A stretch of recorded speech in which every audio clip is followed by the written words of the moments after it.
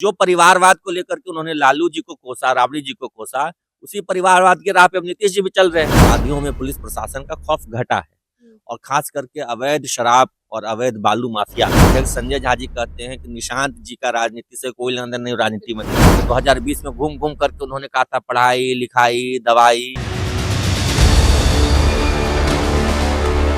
नमस्कार, आप देख रहे हैं निष्कर्ष भारत और मैं हूं आपके साथ दिव्या पांडे। अभी हमारे साथ बातचीत करने के लिए जनसुराज से प्रवक्ता अमित विक्रम है, इनसे बातचीत करेंगे। नेता प्रतिपक्ष तेजस्वी यादव लगातार बुलेटिन जारी कर रहे हैं अपराध को लेकर, इनका क्या कुछ कहना है, इनसे बातचीत करेंगे। अमित जी, जनसुराज एक तरफ बिहार बदलने की बात कर रहे हैं और दूसरी तरफ नेता प्रतिपक्ष तेजस्वी यादव लगातार बिहार बुलेटिन जारी कर रहे हैं अपराध को लेकर। देखिए, तेजस्वी जी तो अभी साल भर पहले सरकार में थे, उस समय भी अपराध हो रहे थे और बड़े बड़े अपराध हो रहे थे। शराब पीने से मौतें हो रही थी, छपरा में इतना बड़ा कांड शराब कांड हो गया था। उस समय तो वो कोई बुलेटिन जारी नहीं करते थे, उस समय तो उनको बिहार में अपराध नहीं दिखाई देता था।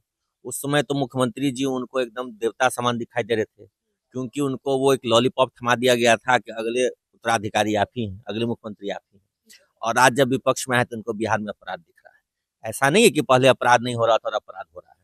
अपराध की जो स्थिति है वो विगत 2-3 वर्षों में बिहार में उसमें काफी बढ़ोतरी हुई है, अपराध बढ़ा है, अपराधियों में पुलिस प्रशासन का खौफ घटा है और खास करके अवैध शराब और अवैध बालू माफिया का जो गिरोह है उसकी वजह से अपराध बहुत चरम पर है। आए दिन हम लोग घटनाएं देख रहे हैं, पुलिस भी कहीं जा रही है, पिटा जा रही है।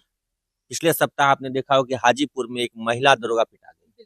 तो इस तरह की घटनाएं दिख रही हैं और ये ऐसा नहीं है कि इसी एक साल में, पहले भी हो रही थी। पिछला जो ये 2-3 साल का टर्म रहा है माननीय मुख्यमंत्री जी का, इसमें अपराध की घटनाएं बेलगाम होती रही। तेजस्वी जी जो बुलेटिन जारी कर रहे हैं वो केवल और केवल मौका परस्ती है। खुद सरकार में थे तो अपराध नहीं दिख रहा था, भ्रष्टाचार नहीं दिख रहा था, और आज विपक्ष में है तो उनको शिक्षा विभाग के पदाधिकारियों का डर दिख रहा है। उनके रहते शिक्षा विभाग में किस तरह की धांधली हुई, किस तरीके का भ्रष्टाचार हुआ, वो उनको नहीं दिख रहा है। जब उनकी सरकार थी, उनकी पार्टी के शिक्षा मंत्री थे, उस वक्त पदाधिकारियों ने क्या लूट मचा रखी थी पूरे बिहार में। डेस्क बेंच घोटाला से लेकर के स्कूल बैग घोटाला हुआ, उस वक्त वो नहीं बोल रहे थे। तो बिहार की जनता अब समझ रही है कि तेजस्वी जी का जो विरोध है वो वाजिब में जनता के हक के लिए, जनता के अधिकारों के लिए विरोध नहीं है। उनका विरोध केवल मौका परस्ती के लिए है। कल को मुख्यमंत्री जी इशारा कर दें कि आइए तेजस्वी जी सरकार में आ जाइए, वो तुरंत भूल जाएंगे सारा अपराध, सारा भ्रष्टाचार, सब उनको पाक साफ नजर आने लगेगा। तो वो मौका परस्त हैं और उन्होंने बार बार अपनी मौका परस्ती से अपना ही क्रेडिट खराब किया है, अपनी विश्वसनीयता खराब कर दी है। बिहार के युवाओं में उन्होंने एक उम्मीद जगाई थी कि वो शायद आएंगे तो कुछ बेहतर करेंगे। 2020 में घूम घूम करके उन्होंने कहा था पढ़ाई लिखाई दवाई कमाई, लेकिन किया कुछ नहीं उन्होंने। और अब विपक्ष में है तो हर बात पर विरोध, ठीक है विरोध कीजिए, लेकिन आपका विरोध अब कोई नैतिक विरोध नहीं है, आपका विरोध मौका परस्ती वाला विरोध है। आप सरकार में रहते हैं तो ये सब आप भूल जाते हैं, अब विपक्ष में आते हैं तो सब याद आता है। तो जनता के लिए आपका कोई संघर्ष नहीं है, जनता के लिए आपकी कोई लड़ाई नहीं है, आपकी लड़ाई केवल और केवल राजनीति में सत्ता पाने की लड़ाई है। एक सवाल और रहेगा, नीतीश कुमार के बेटे निशांत कल अपने पिता को लेकर बड़ी बयान दिए हैं, कह रहे हैं कि आप लोग आज तक नीतीश कुमार को वोट दे रहे थे, मुख्यमंत्री बनाए, 2025 में भी एक बार फिर से नीतीश कुमार को आप लोग मुख्यमंत्री बनाने का प्रयास करें।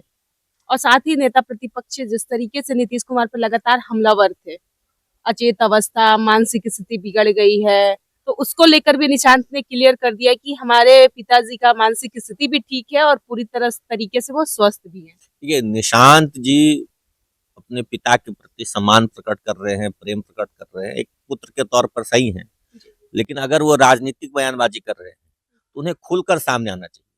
उनकी पार्टी के कार्यकारी अध्यक्ष संजय झा जी कहते हैं कि निशांत जी का राजनीति से कोई लेना देना नहीं, राजनीति में नहीं आ रहे हैं। और दूसरी ओर एयरपोर्ट पे जब पहुंचते हैं तो मीडिया को खबर कैसे मिली निशांत जी आ रहे हैं, और वहां पे मीडिया का जमावड़ा लगता है, राजनीतिक बयानबाजी करते हैं, नेता प्रतिपक्ष के सवालों का जवाब देते हैं। हमारे पार्टी के नेता प्रशांत किशोर जी भी लगातार मुख्यमंत्री जी के मानसिक स्वास्थ्य स्थिति पर सवाल खड़े करते रहे हैं, उन सब सारे सवालों को जवाब दे रहे हैं। जो जवाब जदयू के प्रवक्ता को देना चाहिए। पार्टी कहा जाता है कि वो राजनीति में नहीं आएंगे और दूसरी ओर स्वयं वो आगे बढ़ करके राजनीतिक बयानबाजी कर रहे हैं। क्या उनके पार्टी के अंदर विरोधाभास है? क्या उनकी पार्टी के जो वरिष्ठ नेता हैं वो नहीं चाहते हैं कि नीतीश कुमार के बेटे निशांत जी राजनीति में आए? बिल्कुल बिल्कुल बिल्कुल, उनकी पार्टी लग रहा है मुझे इस मुद्दे पर बटी हुई है। एक धड़ा है जो चाहता है कि निशांत राजनीति में आए और दूसरा धड़ा है जो उनको राजनीति में आने से रोक रहा है। उनको कहीं ना कहीं डर है।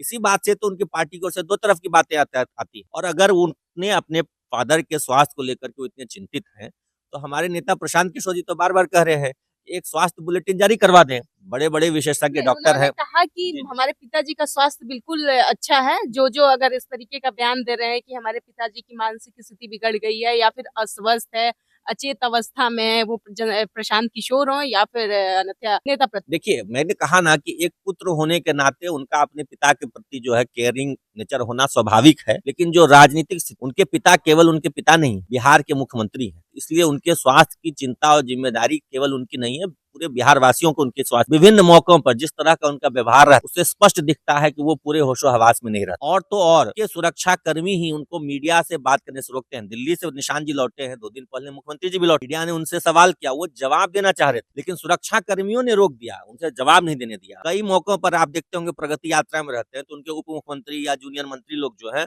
वो उनको मीडिया से मुखातिब होने से रोकते। ये आखिर क्यों है? अगर उनकी मानसिक स्थिति बिल्कुल सही है, उनका स्वास्थ्य बिल्कुल सही है, तो उनके सुरक्षा कर्मी, उनके मंत्री, उनके पार्टी में सहयोगी उनको मीडिया से रूबरू क्यों नहीं होने दे रहे हैं?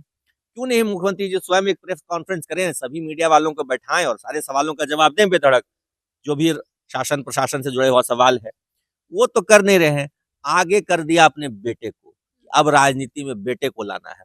जिस बात का वो खुद विरोध करते रहे कि राजनीति में परिवारवाद नहीं होना चाहिए, लोहिया का उदाहरण देते रहे, कर्पूरी जी का उदाहरण देते रहे, आज अपने उन महान आदर्शों पर वो चलने के बजाय वो अपनी बातों से पीछे हट रहे हैं और अपने बेटे को राजनीति में आगे कर रहे हैं।